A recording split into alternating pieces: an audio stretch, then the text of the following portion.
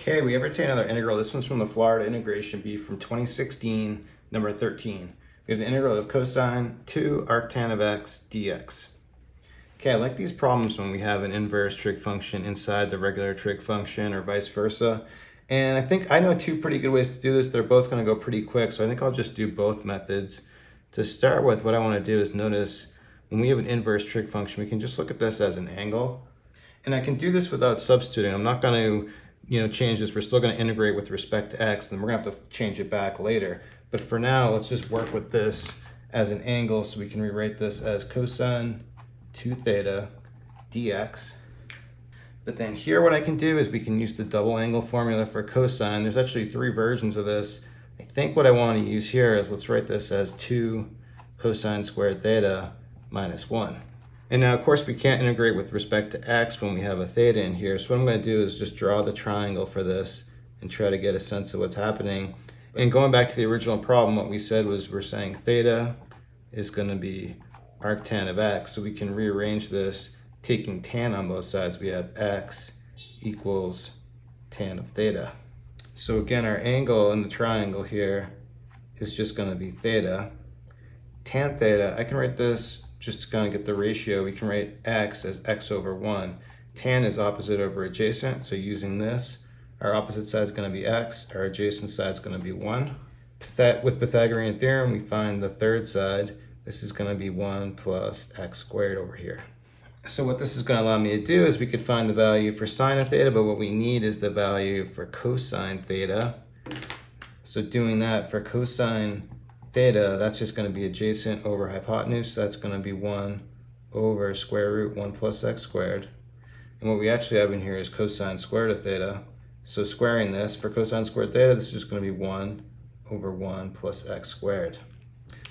So what we can do is take this, plug it back into our integral, and what's going to happen is we have 2 times this thing, 1 over 1 plus x squared minus 1 dx.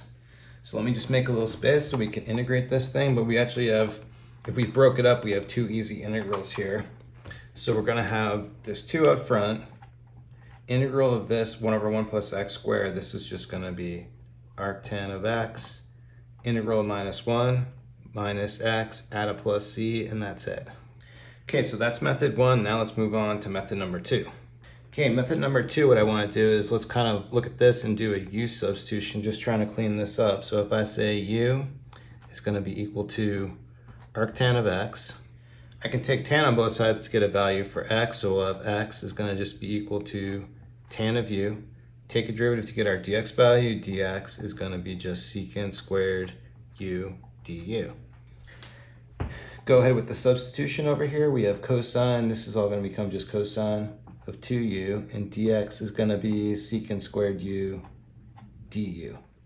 But now here I can use the same substitution we used in the first method and use the double angle formula. So when I do that, that's going to become 2 cosine squared u minus 1, and we have our secant squared u here.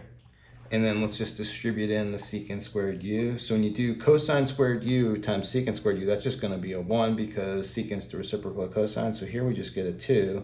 And then 1 times secant squared u, we just get a minus secant squared u du.